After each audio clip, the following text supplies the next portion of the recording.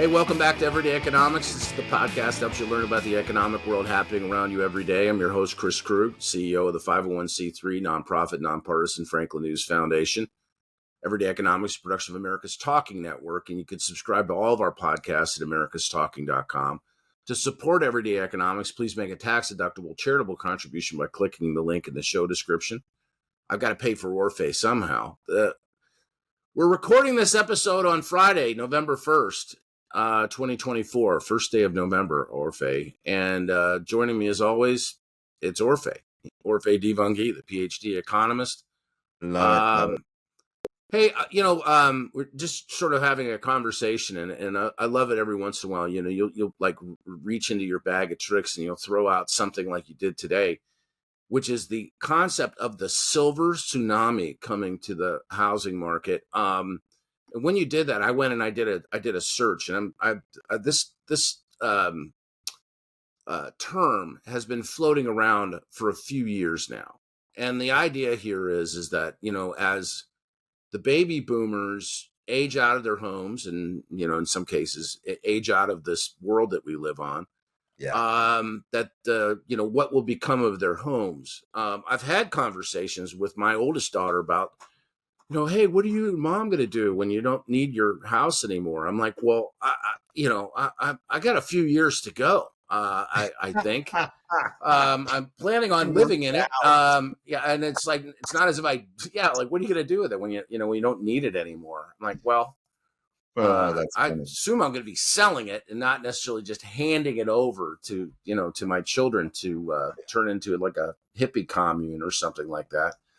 Talk to me about the silver tsunami concept. Yeah, I mean, it's an interesting theory, right? We haven't seen it play out yet. And the reality is, we talk about this asset transfer, this massive asset transfer. Boomers are going to transfer all this wealth to their children. Mm-hmm. The issue, though, is that the largest share of these older Americans, right, who have been in place for 10 or more years, right, who haven't moved, they're basically empty nesters. Mm-hmm. Their kids are gone. They have a big empty house. They're not really on the coast where young people are moving and moving for work. They're not. They're in, I think the largest, outside of the top metros, like the largest metropolitan areas, if I include everything I see in the data, they're in like Johnstown, Pennsylvania. Yeah, and Pittsburgh came to mind for me immediately. Yeah. I mean, it is a much older demographic, and in particular in Allegheny County. 24% of households are empty nest households in mm-hmm. Pittsburgh, right? And so like. So they're in some parts of the Midwest and parts of I guess Pittsburgh's considered the East, right? East. That's up for debate. Yeah. But yeah, anyway, they're there, right? They're Pennsylvania, someplace in Ohio, really small areas in Ohio and Michigan. They're not New York City. They're not Los Angeles. They're not Seattle. Right? Like places that are very expensive that could really benefit from a big flow of existing homes coming on the market, right? To kind of alleviate these housing deficits that we have on the coast. And so it's unlikely that we're going to see that, even if we had this flood of units coming on the market, either because these older folks had aged out of this world, or because they give the homes to their kids and their kids decided to sell them, right? Mm-hmm.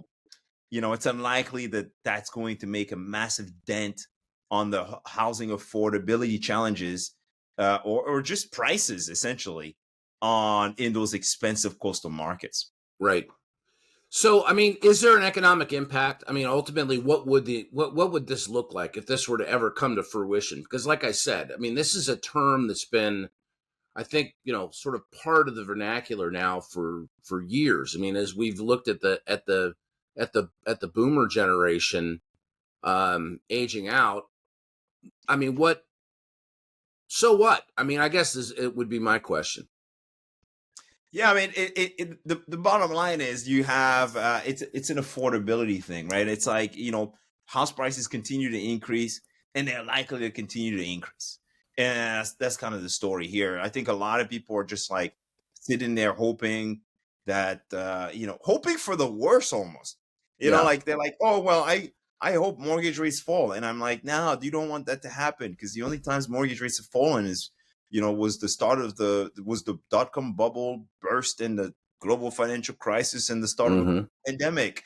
But like prices need to come down, and we hope for a price crash. We don't hope for flood of units coming on the market. We hope for climate risk to, like, I don't know, do some magical thing to bring prices down, right? It's like people that are sitting on the sidelines, are sitting there with all these crazy ideas, and I say, no, those are bad things. You don't want to hope for those things. What you should hope for is continued productivity growth that raises incomes faster than prices, than house prices, right? You want, and how do you get incomes to increase faster than house prices? You want fewer regulations so builders can build more housing in the places that are attractive, that people want to live at, right? And so, like, that is how you get affordability back.